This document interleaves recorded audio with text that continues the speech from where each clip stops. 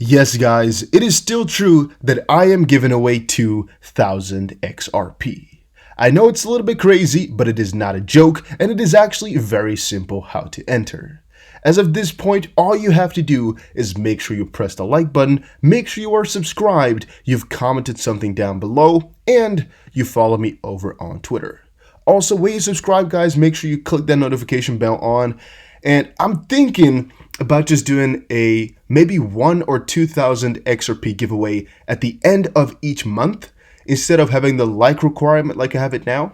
And that's just to give back to you guys because the support has just been insane, and I really wanted to tell you guys that I appreciate it a ton. But also, if you think the videos could be better in any way, shape, or form, let me know in the comment section down below.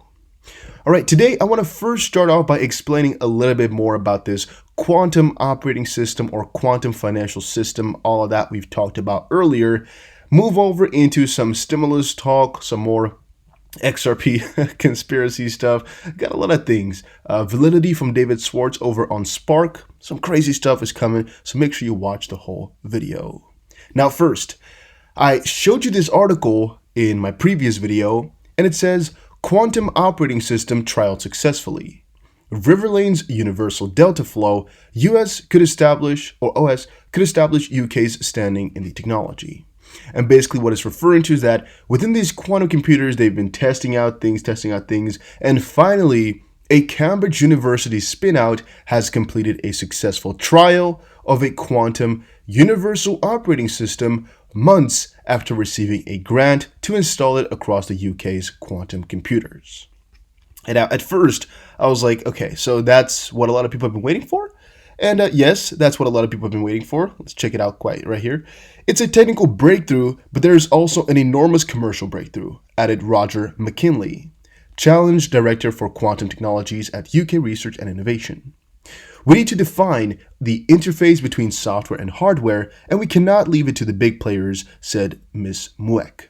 The UK is in a strong position to take a lead on standardizing the space, and we're seeing the power right now, yada, yada, yada. Well, basically, why this is so important and why this came upwards is because of a lot of theories I've been following and checking out, and that has to do with this quantum operating system or quantum financial system and all of that. And I've been checking out all these videos. I've opened them, checked them out. I've been watching them. Been trying to get what they're saying and get where it's coming from. And literally all of the theories come down to NASARA in some way, shape, or form, or NASARA. I don't know how you pronounce that. I'm trying my best.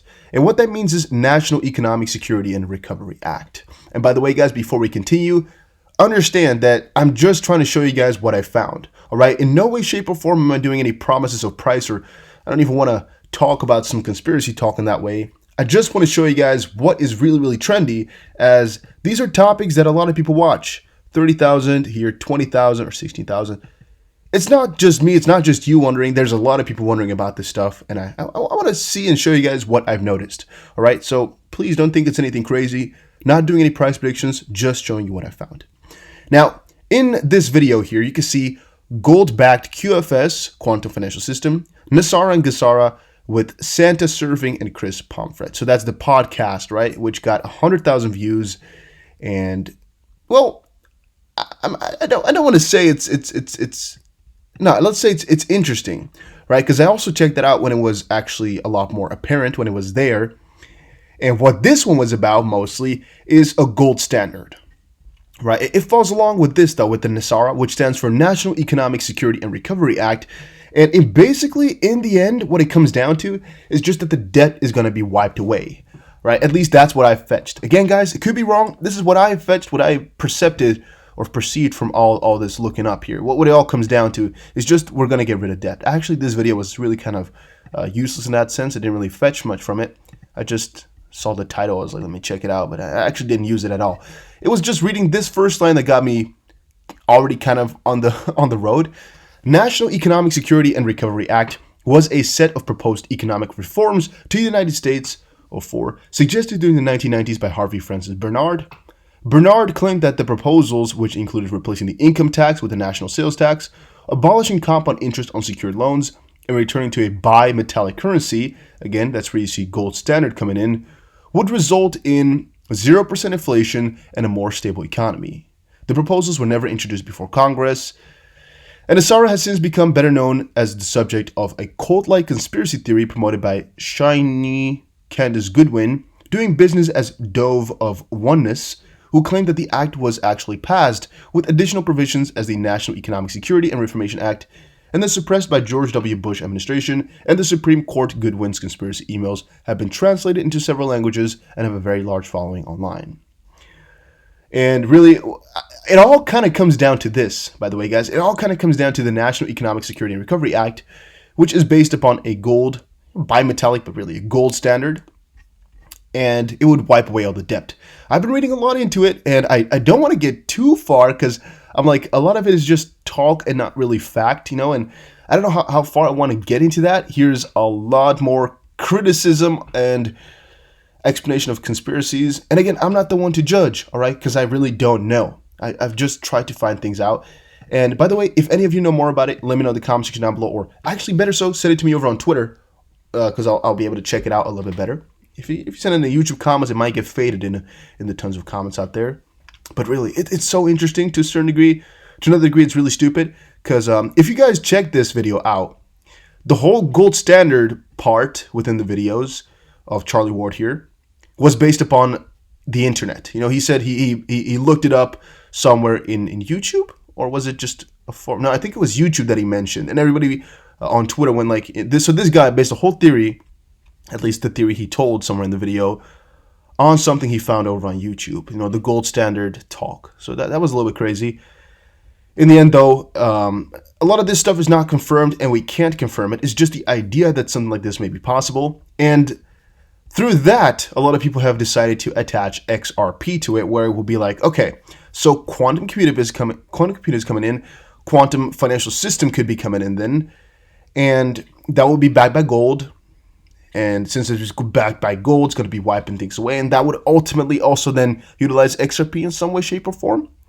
That's kind of a part that I don't get. I can understand how you would be able to connect some dots by saying, all right, you know what?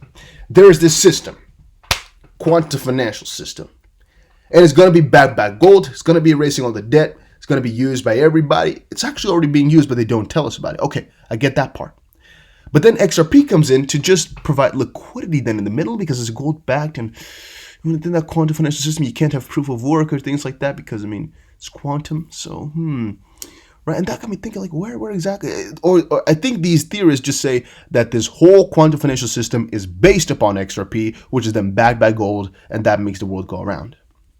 So that's basically what I've kind of noticed and got from this. If it's wrong, if you think it's wrong, let me know in the comment section down below, guys.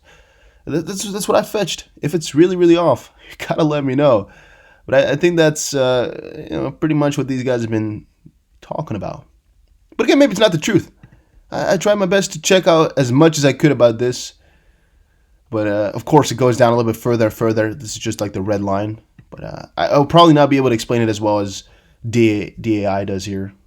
And you guys can check it out if you want to, whatever. All right, moving further though, because again, I don't want to stay with one subject all day. I ask myself this question every day. This comes from DXRon2. If XRP reaches 10K a coin, the elite are making their enemies, US, rich. Why would they make us rich? And that one was something that I don't really understand.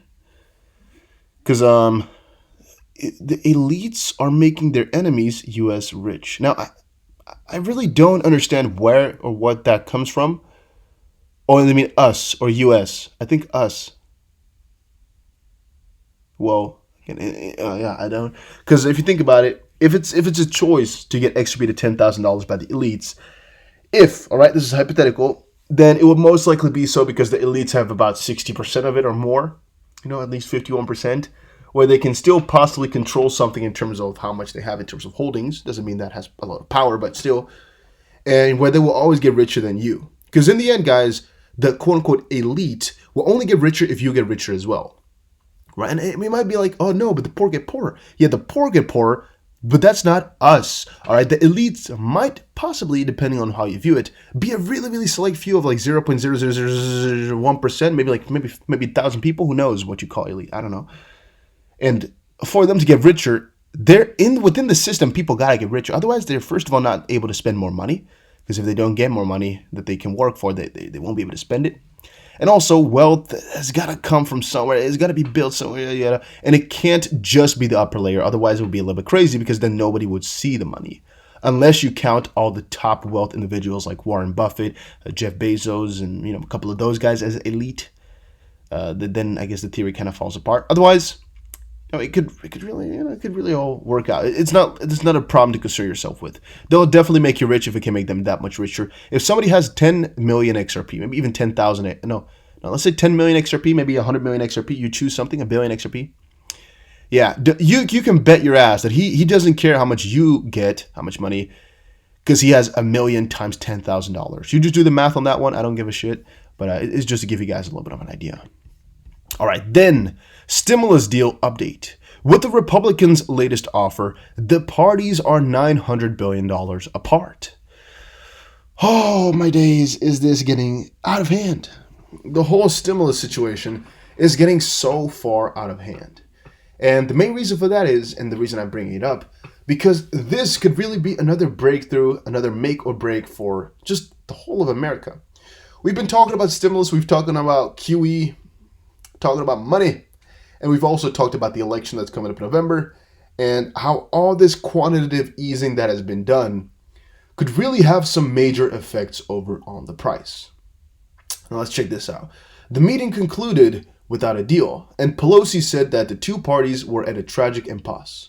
Pelosi told reporters on Thursday that Democrats offered to come down from their requests for $3.4 trillion to $2.2 trillion. Meanwhile, on Friday, the White House offered to come up from $1 trillion to $1.3. So, yes, obviously, 900 apart, 0.9 trillion. It's a lot of money, but also, you just got to understand for yourself here how much money is printed. You guys get that? You guys even get it in the back of your heads? Once more, you think this is for us, the people? No, in the end, it's not, all right? In the end, these stimulus might look like they're really, really for you, but in the end, the consumer is the one who gets hurt the most, all right? The lower class, this is what I want to call it right here, and guys, take it with a grain of salt. The lower class are the ones that are not really able to get out of US dollar. They don't have a big amount of, I guess a big portfolio. They don't know how to switch over from US dollar to a different currency or work in some different countries with different currencies and things like that. No, they're just tied to the US dollar with their normal job. And once everything hits the fan, everything becomes more expensive, their wage becomes worth less. They'll be the ones that are really, really bad off, or however you want to say that. And some of you guys said, yeah, but this stuff is for the guys who don't have any money at all. Well, yeah, it might be able to feed them for a little bit, but eventually they'll run out because all the money they get from their welfare or whatever, Social Security, I don't know what it's called in English in America. Welfare, is that what you call it when you don't have a job and things like that? Eventually, it's going to be worth less and less and less. And you might be saying, yeah, but of course, the government and things like that, they call out for this inflation, so they'll up it.